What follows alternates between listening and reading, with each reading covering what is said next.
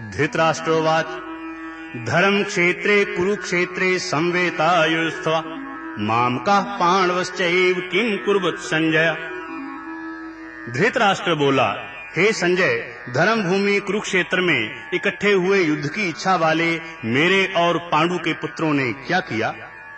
संजय उवाच दृष्ट्वा तु पांडवानीकं व्यूढ़ं दुर्योधनस्तदा आचार्यम् उपसंगम्य राजा वचनम् अब्रवीत् पश्यैतां पांडुपुत्राणाम् आचार्य महतीं च मुं व्यूढ़ां द्रुपदपुत्रेण तब शिष्येण धीमता।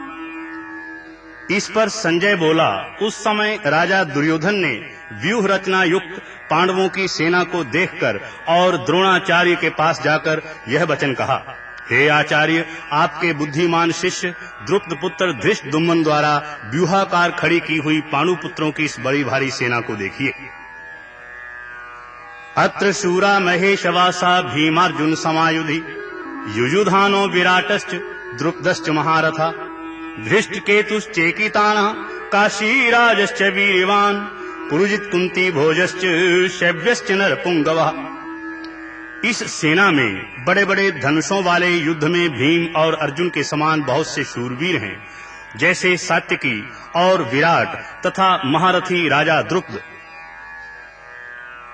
और धृष्टकेतु चेकितान तथा बलवान काशीराज पुरुजित कुंती भोज और मनुष्यों में श्रेष्ठ शैव्य युधामन्युश्च विक्रांत उत्तमौजाश्च वीर्यवान सौभद्रौ द्रौपदेयाश्च सर्व एव महारथः अस्माकं तु विशिष्टा ये तान् निबोध द्विजोत्तम नायका मम सैन्यस्य संज्ञार्थं तान् ब्रवीमिते।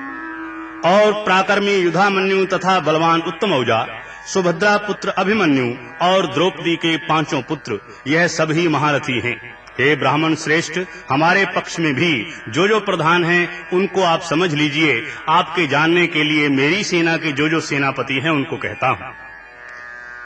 भवान भीष्मश्च कर्णश्च कृपश्च समितञ्जयः अश्वत्थामा विकर्णश्च सौमदत्तिस्तथैव च अन्ये च बहवः शूरा मदर्थे त्यक्तजीवितः नाना शस्त्रप्रहरणः सर्वे युद्ध विशारदः। एक तो स्वयं आप और पितामह भीष्म तथा कर्ण और संग्राम विजयी कृपाचार्य तथा वैसे ही अश्वत्थामा विकर्ण और सोमदत्त का पुत्र भूरिश्रवा तथा और भी बहुत से शूरवीर अनेक प्रकार के शस्त्र अस्त्रों से युक्त मेरे लिए जीवन की आशा को त्यागने वाले सब के सब युद्ध में चतुर हैं। अपर्याप्तम तदस्माकं बलम भीष्माभिरक्षितम पर्याप्तम तुद्मेतेषां बलम भीमाभिरक्षितम ऐनेषु च सर्वेषु यथा भागम अवस्थितः भीष्मेवाभिरक्षन्तु भवन्तः सर्व एव हि। और भीष्म पितामह द्वारा रक्षित हमारी यह सेना सब प्रकार से अजेय है और भीम द्वारा रक्षित इन लोगों की यह सेना जीतने में सुगम है। इसलिए सब मोर्चों पर अपनी अपनी जगह स्थित रहते हुए आप लोग सब के सभी निस्संदेह भीष्म पितामह की ही सब ओर से रक्षा करें। तस्य संजन्यन्य हर्षम कुरु वृद्धः पितामह सिंहनादं विनद्योच्चैः शंखं दधमौ प्रतापवान् ततः शंखाश्च भैर्यश्च पणवानक गोमुखः सहसैवाभ्यहनन्त सा शब्दस्तुमुलो भवत्। इस प्रकार द्रोणाचार्य से कहते हुए दुर्योधन के वचनों को सुनकर कौरवों में वृद्ध बड़े प्रतापी पितामह भीष्म ने उन दुर्योधन के हृदय में हर्ष उत्पन्न करते हुए उच्च स्वर से सिंहनाद के समान गरजकर शंख बजाया। उसके उपरांत शंख और नगारे तथा ढोल मृदंग और नृसिंह आदि बाजे एक साथ ही बजे। उनका वह शब्द बड़ा भयंकर हुआ। ततः श्वेतैर्ह्यैर्युक्ते महती स्यन्दने स्थितौ माधव पाणवश्चैव दिव्यौ शंखौ प्रदधमतु पांचजन्यं ऋषिकेशो देवदत्तं धनंजयः पौंड्रम दधमौ महाशंखं भीमकर्मा वृकोदरः। इसके अनंतर सफेद घोड़ों से युक्त उत्तम रथ में बैठे हुए श्री कृष्ण महाराज और अर्जुन ने भी अलौकिक शंख बजाए। उनमें श्री कृष्ण महाराज ने पांचजन्य नामक शंख, अर्जुन ने देवदत्त नामक शंख बजाया। भयानक कर्म वाले भीमसेन ने पौंड्र नामक महान शंख बजाया। अनंत विजयम राजा कुंती पुत्रो युधिष्ठिरः नकुलः सहदेवश्च सुघोषमणि पुष्पिकौ काश्यश्च प्रमेशवासः शिखण्डी च महारथः धृष्टद्युम्नो विराटश्च सात्विकीश्चापराजितः। कुंती पुत्र राजा युधिष्ठिर ने अनंत विजय नामक शंख और नकुल तथा सहदेव ने सुघोष और मणि पुष्पक नाम वाले शंख बजाए। श्रेष्ठ धनुष वाला काशीराज और महारथी शिखंडी और धृष्टद्युम्न तथा राजा विराट और अजय सात्विकी द्रुपदो द्रौपदेयाश्च सर्वशः पृथ्वीपते सौभद्रश्च महाबाहु शंखान ददमुः पृथक् पृथक् सघोषो धार्तराष्ट्राणाम् हृदयानि विदारयत् नभश्च पृथ्वीं चैव तुमुलो व्यनुनादयन्। तथा राजा द्रुपद और द्रौपदी के पांचों पुत्र और बड़ी भुजा वाला सुभद्रा पुत्र अभिमन्यु, इन सब ने हे राजन अलग अलग शंख बजाए और उस भयानक शब्द ने आकाश और पृथ्वी को भी शब्दायमान करते हुए धृतराष्ट्र पुत्रों के हृदय विदीर्ण कर दिए। अथ व्यवस्थितान् दृष्ट्वा धार्तराष्ट्रान् कपिध्वजः पवृते शस्त्र संवाते धनुर्दुम्य पांडवः ऋषिकेशं तदा वाक्यम् इदमाह महीपते सेनयोरुभयोर्मध्ये रथम स्थाप्य मे अच्युत। हे राजन, उसके उपरांत कपिध्वज अर्जुन ने खड़े हुए धृतराष्ट्र पुत्रों को देखकर उस शस्त्र चलने की तैयारी के समय धनुष उठाकर ऋषि के श्री कृष्ण महाराज से यह वचन कहा, हे अच्युत, मेरे रथ को दोनों सेनाओं के बीच में खड़ा करिए।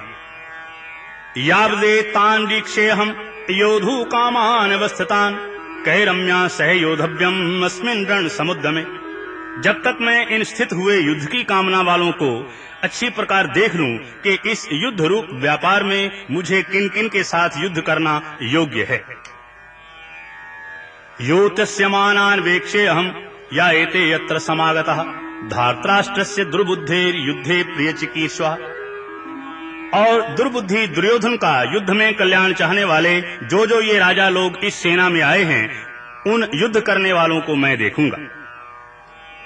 संजय उवाच एवं मुक्तो ऋषिकेशो गुडाकेशेन भारत सेनयोरुभयोर्मध्ये स्थापित्वा रथोत्तमम् भीषम द्रोण प्रमुखतः सर्वेषां च महीक्षिताम् उवाच पार्थ पश्येतान् संवेतान् कुरुनीति। संजय बोला, हे धृतराष्ट्र, अर्जुन द्वारा इस प्रकार कहे हुए महाराज श्री कृष्णचंद्र ने दोनों सेनाओं के बीच में भीष्म और द्रोणाचार्य के सामने और संपूर्ण राजाओं के सामने उत्तम रथ को खड़ा करके ऐसे कहा कि हे पार्थ, इन इकट्ठे हुए कौरवों को देख। तत्रा पश्यत स्थितान् पार्था पितॄन् पितामहान् आचार्यान् मातुलान् भ्रातॄन् पुत्रान् पौत्रान् सखींस्तथा श्वशुरान् सुहृदश्चैव सेनयोरुभयोरपि।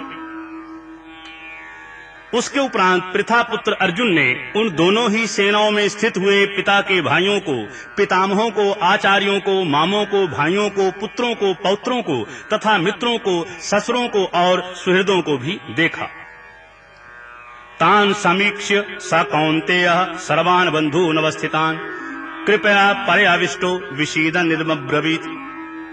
इस प्रकार उन खड़े हुए संपूर्ण बंधुओं को देखकर वह अत्यंत करुणा से युक्त हुआ कुंती पुत्र अर्जुन शोक करता हुआ यह बोला। अर्जुनोवाच दृष्ट्वेमं स्वजनं कृष्ण युयुत्सं समुपस्थितं सीदन्ति मम गात्राणि मुखं च परिशुष्यति वेपतुश्च शरीरे मे रोमहर्षश्च जायते।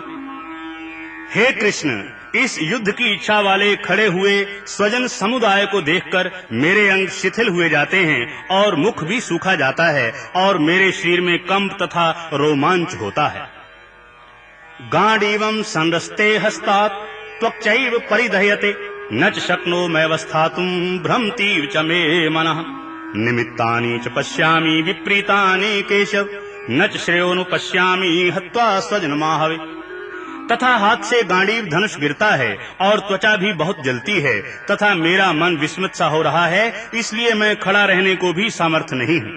और हे केशव, लक्षणों को भी विपरीत ही देखता हूँ तथा युद्ध में अपने कुल को मारकर कल्याण भी नहीं देखता हूँ। न कांक्षे विजयम कृष्ण न च राज्यम सुखानि च किम नो राज्येन गोविंद किम भोगैर्जीवितेन वा येषामर्थे कांक्षितं नो राज्यं भोगा सुखानि च ता इमे अवस्थितः युद्धे प्राणांस त्यक्त्वा धनानि च। और हे कृष्ण, मैं विजय को नहीं चाहता और राज्य तथा सुखों को भी नहीं चाहता। हे गोविंद, हमें राज्य से क्या प्रयोजन है अथवा भोगों से और जीवन से भी क्या प्रयोजन है? क्योंकि हमें जिनके लिए राज्य भोग और सुख आदि इच्छित हैं, वे ही यह सब धन और जीवन की आशा को त्याग कर युद्ध में खड़े हैं।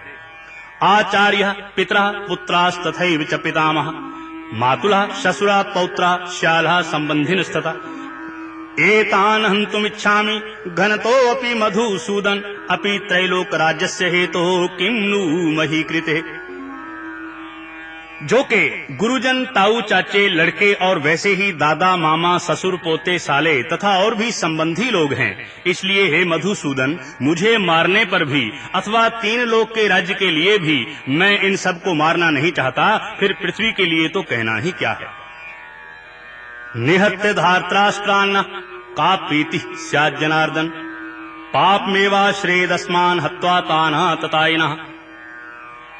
हे जनार्दन, धृतराष्ट्र के पुत्रों को मारकर भी हमें क्या प्रसन्नता होगी? इन आतताइयों को मारकर तो हमें पाप ही लगेगा। तस्मान् नार्हा वयं हन्तुं धार्तराष्ट्रान् स्वबान्धवान् स्वजनं हि कथं हत्वा सुखिनः स्याम माधव। यद्यपि एते न पश्यन्ति लोभोपहत चेतसः कुलक्षय कृतं दोषं मित्रदोहे च पातकम्। इससे हे माधव, अपने बांधव धृतराष्ट्र के पुत्रों को मारने के लिए हम योग्य नहीं हैं, क्योंकि अपने कुटुंब को मारकर हम कैसे सुखी होंगे।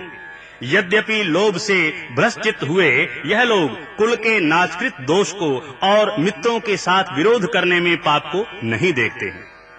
कथम न गे मस्माभि पापादस्मान् निवर्तितुम् कुलक्षय कृतं दोषं प्रपश्यद्भिर्जनार्दन।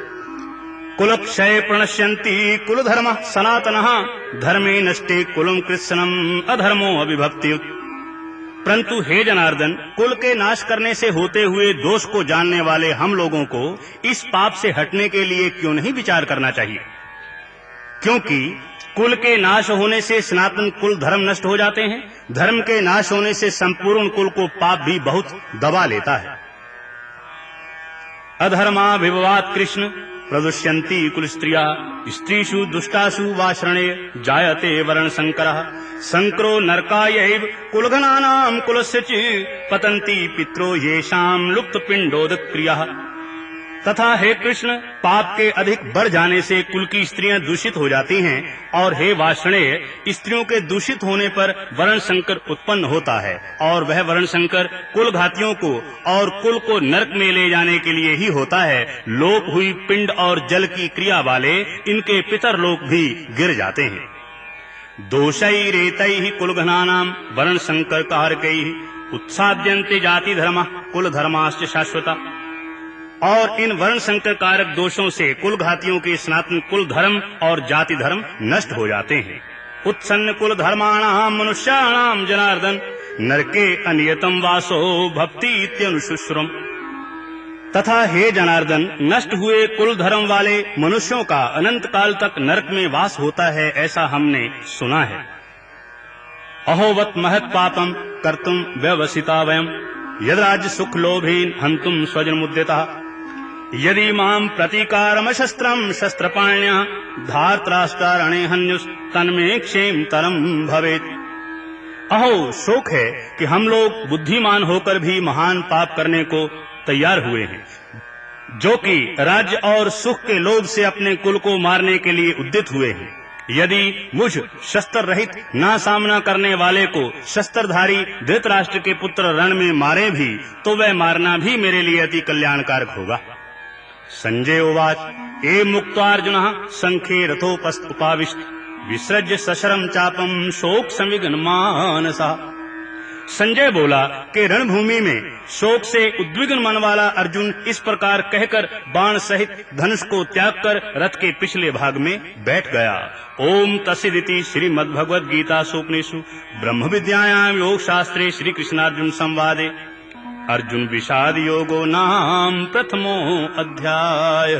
हरि ओम तत्सत्, हरि ओम तत्सत्, हरि ओम तत्सत्।